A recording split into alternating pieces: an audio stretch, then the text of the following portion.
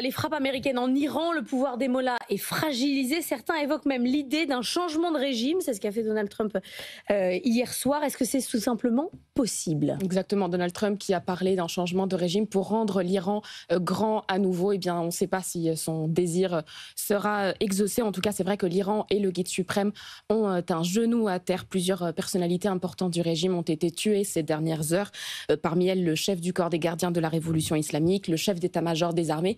Le guide suprême, lui, aurait quitté Téhéran pour être mis à l'abri. Et puis, sur le plan matériel, le régime accuse là aussi des très lourdes pertes, non seulement sur les 3 complexes nucléaires qui ont été ciblés ce week-end, mais aussi sur des nombreuses structures de commandement. Voilà, tout ça sur le plan militaire stratégique. Et puis, sur le plan national, là aussi, le régime était déjà en difficulté ces derniers mois, non seulement à cause des luttes intérieures et à cause de la corruption, mais aussi parce qu'ils ont de plus en plus de mal à tenir la population. C'est justement par là, par les citoyens iraniens, que pourrait passer éventuellement la fin du régime des mollahs. Il y a plusieurs opposants qui appellent ces dernières heures à un soulèvement populaire. Parmi eux, Reza Pahlavi, le fils du dernier Shah.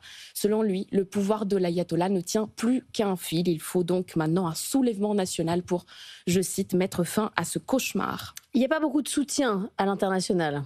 Non, vraiment, pas beaucoup de soutien. Non seulement toutes les milices que l'Iran a pourtant soutenues, financées ces dernières années. On pense par exemple au Hezbollah libanais qui, lui, est carrément à genoux, mais aussi aux Houthis yéménites. On ne connaît pas tout à fait la portée de leur arsenal. Et puis, à l'international non plus. Il reste peut-être un dernier espoir en Vladimir Poutine. Le régime iranien sait que Moscou est le seul dernier allié puissant de taille qui reste.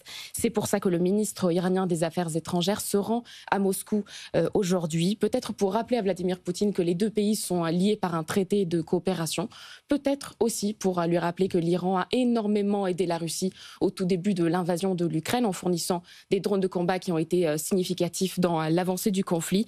Alors est-ce que la Russie pourrait vraiment aider militairement l'Iran? Ça semble en tout cas improbable. Aussi parce que Vladimir Poutine a l'air vraiment très très timide sur ce conflit. Il a condamné effectivement tout ce qui se passe en ce moment, mais sans vraiment aller au-delà. On est très très loin du front de 2015. Vous vous rappelez quand l'Iran et la Russie se battaient ensemble sur le même terrain pour soutenir leur allié commun Bachar al-Assad? Eh bien, là, ça reste un souvenir très très loin. C'est un soutien diplomatique, un soutien de façade pour l'instant de la part de la Russie. Reste les Houthis au Yémen, quoi. Exactement. La Chine, qu'est-ce qu'elle dit ? La Chine, pour l'instant, elle est plutôt timide, comme la Russie. La Chine, là aussi, a des intérêts économiques avec l'Iran. Ils sont liés les deux, notamment par le pétrole. L'Iran exporte 90% de son pétrole en Chine. Mais là aussi, comme Moscou, Pékin est très, très timide. Le partenariat est exclusivement économique. C'est là qu'on voit toute la différence entre des alliances militaires stratégiques et des alliances uniquement de façade. Pour l'instant, ni les Russes ni les Chinois ne semblent vouloir voler au secours de leurs amis iraniens.